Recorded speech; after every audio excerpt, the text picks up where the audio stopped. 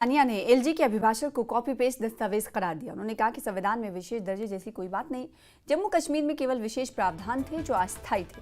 मोदी सरकार ने अनुच्छेद 370 के कुछ अस्थायी प्रावधानों को खत्म कर दिया, यहाँ तक कि पिछली कांग्रेस सरकारों ने भी इसे कमजोर किया। आप 5000 साल के इतिहास की अगर बात करें तो नीलमत पुराण को पढ़ना पड़ेगा आपको, दी जेनेसिस ऑफ कश्मीर। आपको राज तरंगिणी को स्टडी करना होगा, how the idea of Kashmir came into existence. मैं डायरेक्ट विषय पे आ जाऊं।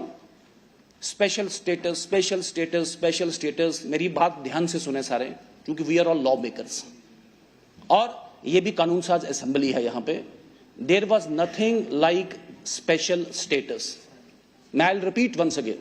There was nothing like special status in the Indian Constitution or in any other of the statute books. ये भारतीय जनता पार्टी बोलती कि देश का आयन बोलता है, और देश का आयन की इसकी वजाहत, इसकी एक्सपोजिशन किसने की है?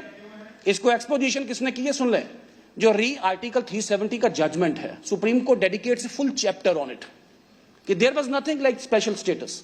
हाँ, Jammu and Kashmir had a special provision, there was a special provision.